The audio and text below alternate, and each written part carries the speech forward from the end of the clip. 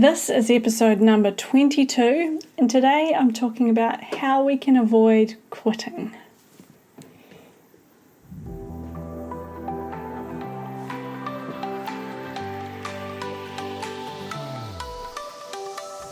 Welcome along to the dressageridertraining.com podcast. I'm Nicola Smith, and in each episode I'll bring you an educational or inspiring message to help you unlock your true potential as a dressage athlete. Are you ready? Let's get into it. No one likes quitting or giving up on their goals or their dreams in life, but so often I see people settling and not willing to step outside their comfort zone. You see, in order to achieve your goals, it requires you to stretch yourself a little. It requires you to face your fears and to get uncomfortable. The more times you get uncomfortable, the more closer you become to your goals. Stepping outside your comfort zone and stretching yourself a little is hard, and often people don't like hard. So all too often people quit because they let their fears win. They let the hard win. However, everything you ever have dreamed of is on the other side of your fears. And facing your fears and facing the hard work is what helps you achieve your goals. In order to achieve those goals, it begins by setting goals and sticking to them, having small incremental steps along the way. This is important for your own personal self-worth and life satisfaction. When we wander through life and we stay in our comfort zone, we can lose that bounce in our step. Compared to when we set goals and when we achieve them, we can get that bounce and that drive and that hunger for more. Too often, so many people give up too soon, whether this is the fear of failure or just the fear of being stretched outside your comfort zone. Often, when we don't see results straight away, we quit and we head back home because we had too high expectations. Or we've let our failures and our setbacks write our story, and this is the story we play to ourselves in our head, that we simply aren't good enough. Perhaps you haven't lost the kilos that you're wanting to lose in the first few weeks. Maybe you placed near the bottom in every single test for your first season. You can't let these failures create your story, because simply achieving your goals and making things happen for you is your journey and is the success. The failures are all part of it. You should expect them and the obstacles that turn up along the way, because this is where the growth and the learning happens. Nothing is ever straightforward. Often we can look at somebody else's journey and think that they've got it easy, but I guarantee that there is a whole lot of hard work, sacrifice, failures that is helping them to get to where they've been. Don't compare your journey to somebody else's.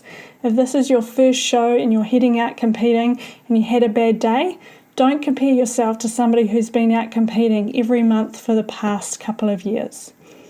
Whether it's dressage, a business, you're wanting to lose weight, you've got a financial goal, or you're wanting to be starting to improve yourself, and the key is to be true about the path you're wanting to head on. If you quit in the early stages, so for example, if I was to quit in the early stages of our business, there's no way that we would be where we are today. The early stage of the business, things aren't always going exactly to plan, and they didn't for us. We've had many businesses along the way, and if it wasn't for staying clear about the path, doing a little bit of pivoting, changing a few tactics, but clear about the vision and where you're wanting to head, then I wouldn't be able to achieve the goals of trying to get to where we want to be. My goal in my business is about helping, is similar to helping with my dressage. They're all connected, and often how we approach our weight loss, how we approach our finances, how we approach our goals in our sport, how we approach our relationships, they all reflect one another. Often if we have one aspect of our life that we're not paying attention to, you'll find other areas as well. Very little in life is impossible, but things do take time and nothing's straightforward. And whether you get there and at the end of the day boils down to whether you quit or you persevere. Many of us will identify with this problem. I know too many failures to talk about, but the pattern in your own life, and if you haven't changed your goals and you haven't been conquering your goals, and quitting is a very familiar behaviour, it could be that you're setting too higher expectations, or that you aren't sticking to your path and you're just jumping from one thing to the next. If this is the case, you need to stop giving up, and you need to start making changes in your life that start heading you towards your goals. And you need to get crystal clear, precise precision on exactly what your goals are. If your goals keep changing day to day, month to month, then that's exactly what your progress will look like. It'll be jumping all over the place. But if you have crystal clear vision of exactly what your goals are and where you want to be, then it's going to make it a much easier path on how you're going to get there. So how do we do this? I'm going to share some simple steps on how you can achieve your goals, and I hope you find them really useful. First thing is to write down your goal and a desired deadline. Writing down your goals and giving yourself a deadline to achieve them is important for the structure and the commitment. But be realistic. If you're currently riding level 1 and you want to be Grand Prix in 3 years, it takes a very long time to ride Grand Prix, to train a horse to Grand Prix, and so that might be quite unrealistic. But if your goal is you're riding level 1 and you want to be out competing and you want to get to level 2 next season, then that's a really realistic goal. If you want to be improving with your level 2 and you're in level 3, then you want to start to get some shows that are in a good time frame that you can get out to, so that you feel confident, so that you're not worrying about your fears at the show, but instead you're able to ride a test with confidence because you've had that show exposure. And then you want to get yourself some training surrounded with you that are going to help support you, and put all of this into a timeline that's going to help you get to that first date on that timeline with that first goal to achieve. Don't be put off if you decide to move up a level or if you aren't scoring great scores the first few times. It's the progress that's helping you get closer to your goals, and it's the progress where you learn. If it's a day where the horse just has one of those horse days and things don't go to plan, work out what happened. Why did that happen? Work out how you can improve to make that better. Step number 2 is to stop the negative thoughts. The inner negativity can be a hard one for us to shake, but it's really important that you do. And this is a continual thing you'll do for the rest of your life, and this is not something anyone is immune to. And when we hold this personal critique session in our head and we're constantly negative in our head, that is all we will see around us. But when you start to train yourself to be your number one backer, you start to improve your confidence and you surround yourself with things that help to nurture and build that confidence. That's when you go about to become better. So start to stop thinking about the negative thoughts. And if you're struggling with this, do have a look at the competition mindset meditation series that I've done. This isn't just for competition, but this helps you stay on track with your mind and helps you to strengthen your mindset so you become more mind fit, and so that you can start to let go of that negativity. Have a look at all of the meditation series as well. These are all super helpful for helping you improve your mental health. So just like you're trying to strengthen trying to improve your horse's training, and you're trying to improve your rider training off the horse, you also want to be improving your mental training off the horse as well, so that when you are riding and you're put in situations where the stress levels may be higher, you've got the better tools to be able to cope. Tip number 3 is to drop the guilt trip. How often do we blame ourselves when something doesn't go right? It's so easy to guilt trip ourselves into feeling bad because we had a real bad week, or you couldn't keep up with the fitness class, or you didn't live up to other people's expectations or even your own. Guilt is a huge influencer on whether or not you quit or you succeed. So remove the guilt. Just focus on what you can do better next time. Focus on what you have control over. When you fail, what did you learn? Focus on getting started, getting back on track, and you'll see there is no such thing as failure, just another opportunity to learn and grow. Be kind to yourself along the way, because sometimes life gets in the way, But don't create the story that you're somebody that can't continue on this path. Just get back on track, look at your goals, look at the timeline, look at what you're trying to achieve, start to put steps in place to get you back onto that timeline. Even if you've failed and you've fallen off track 10, 20, 30 times, just come back to day one, set those goals, get back on track, and start to work out how you can start to be better, start to put more strategies in place to build that strength to help you continue on that path. Number 4 is to encourage yourself. Be your own inner cheerleader. Turn your negative back chat and replace your criticism with positivity and encouragement. Be your number one supporter. Instead of you saying to yourself, I didn't do that right, start to look at more positive ways you can improve and start to look at better ways that you can improve and that you can put action into place. Because there's so much that you can't control.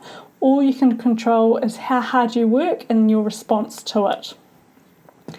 Number 5 is to set mini goals.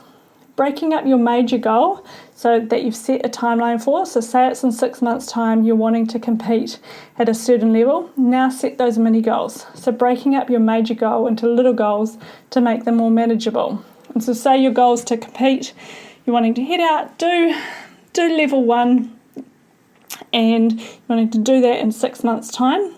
And you want to set these measurable steps along the way, and those measurable steps will come all the way down to what you can do today and how many rides you want to do this week, how you're going to balance the training week for your horse, how you're going to improve your week for your horse, and on a day-to-day basis setting the routine in place so that you can step closer to those goals.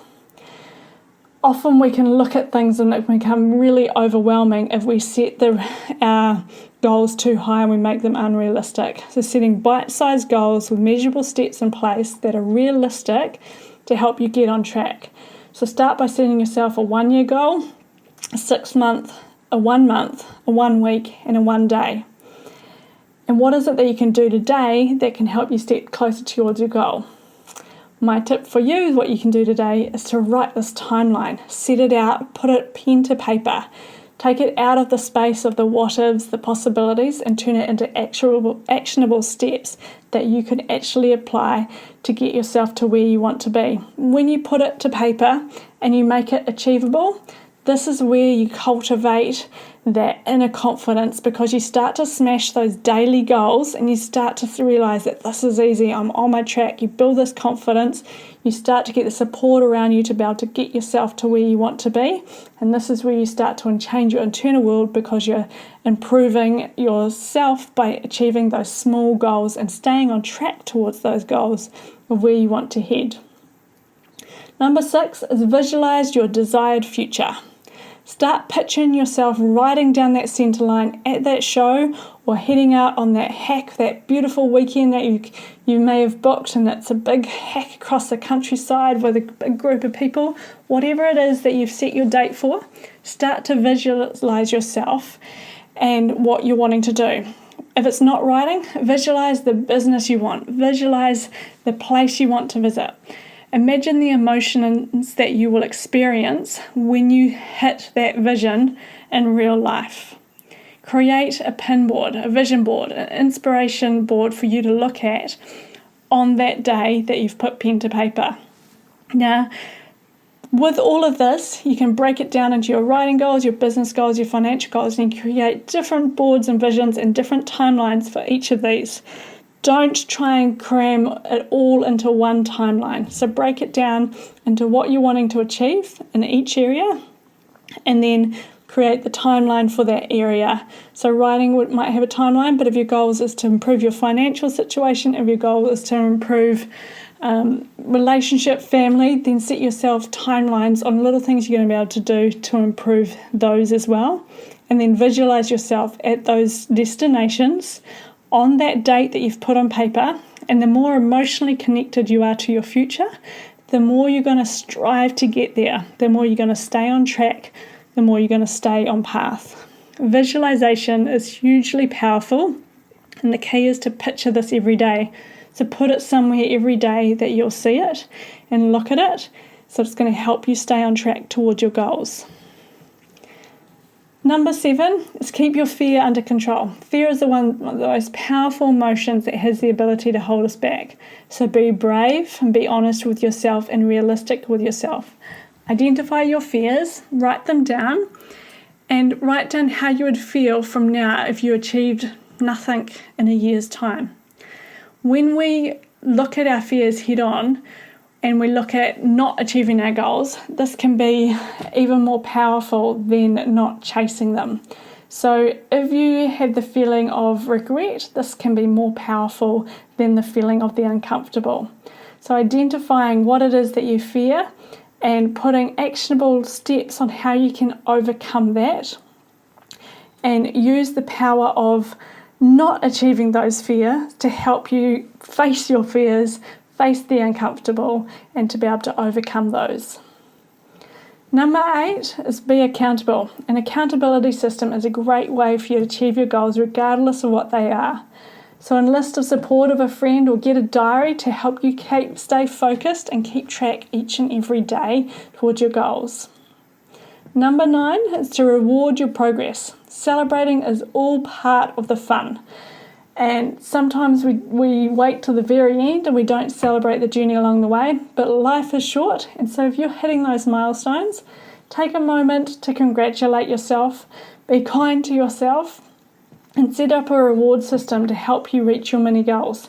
A little taste of success can spur you on to continue striving and avoid quitting chasing those dreams. Number 10 is to listen or engage with people that are inspirational. Hearing people talk who are inspirational or enlisting in help of a mentor can help you create focus and give you direction. This could be a trainer or a coach, or like listening to podcasts or listening to audiobooks to help you stay focused in reaching your goals. They can help to provide you with the energy that you need to help you fuel your drive and to help you from slipping and letting the lack of motivation or the negativity get in the way. Using these to help support you along the way. So find great coaches, get lessons with people you can really learn from, and invest in making yourself better.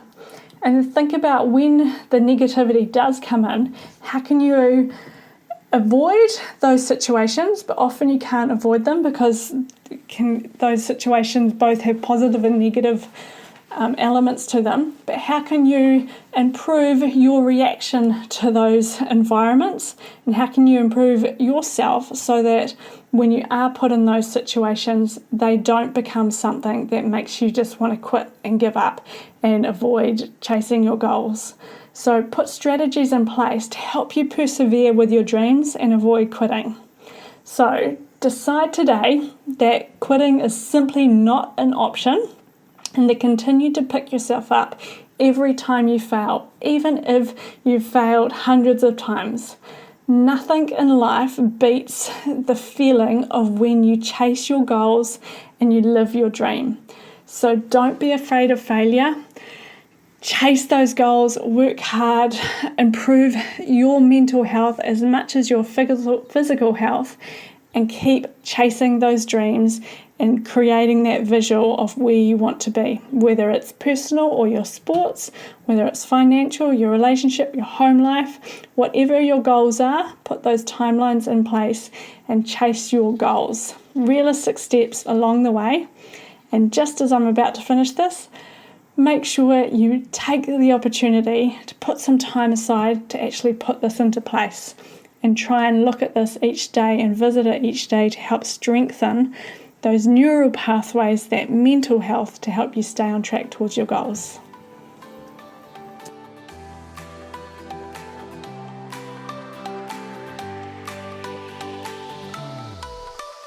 That's it for this episode. If you found it helpful, make sure you download my free guide at dressageridertraining.com. It will help you get started on your journey to becoming the best rider you can be. If you know others who might like the show, please do share this with them. My goal is to help others enjoy their riding even more by taking care of themselves as much as they do their horses. And finally, if you have time to give this podcast a review, it would mean the world to me. Thank you so much for listening, and I'll see you on the next episode.